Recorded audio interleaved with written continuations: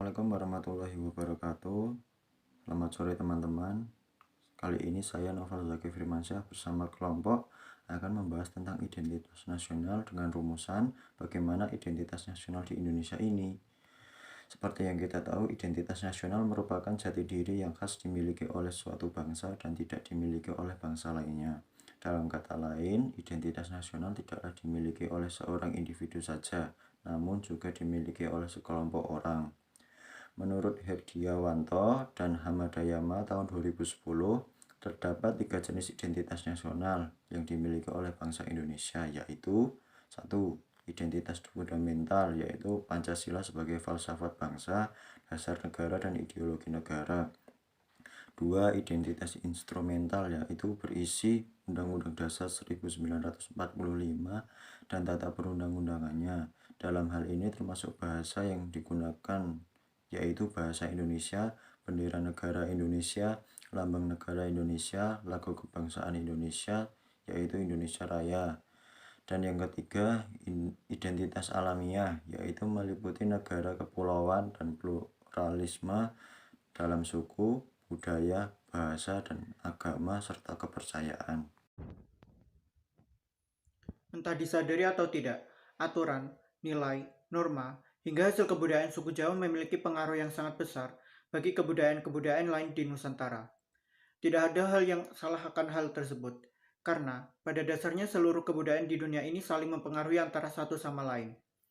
Namun, dalam kehidupan berbangsa dan bernegara, kebudayaan Jawa di Indonesia sangat mendominasi di berbagai aspek, terutama dalam hal identitas nasional. Logo halal versi MUI misalnya.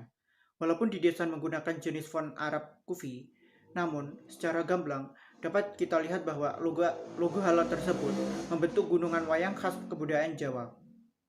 Selain logo halal, bentuk logo event Asian Para Games yang diselenggarakan di Surakarta juga menggunakan desain gunungan yang lengkap dengan logo keris khas Keraton Mataraman. Bahkan beberapa minggu lalu, sempat viral cuitan di Twitter yang menunjukkan adanya dominasi kebudayaan Jawa di berbagai event yang merepresentasikan Indonesia. Hal tersebut tentu memantik rasa cemburu masyarakat Indonesia, terutama bagi mereka yang tidak memiliki ikatan apapun dengan suku Jawa.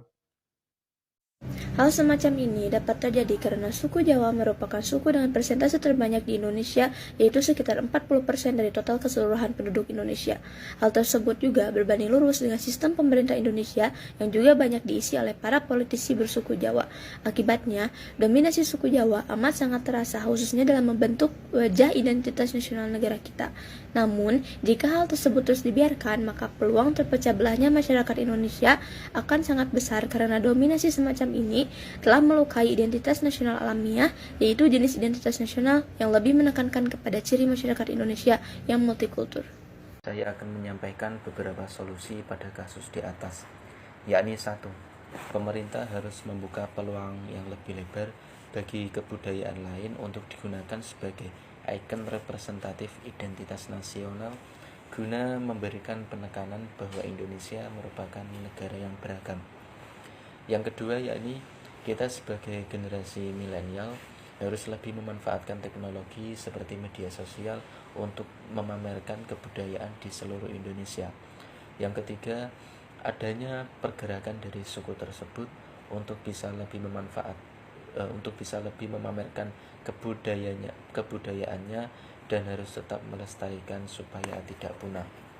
Dapat disimpulkan bahwa saat ini di Indonesia, suku Jawa lebih mendominasi daripada suku-suku lain yang ada di Indonesia, yang menyebabkan terjadinya keirian terhadap suku Jawa. Agar tidak terjadi keirian tersebut, maka suku-suku lain bisa lebih diangkat, dan juga masyarakat sukunya bisa berkreasi lagi dengan memanfaatkan teknologi media sosial yang ada.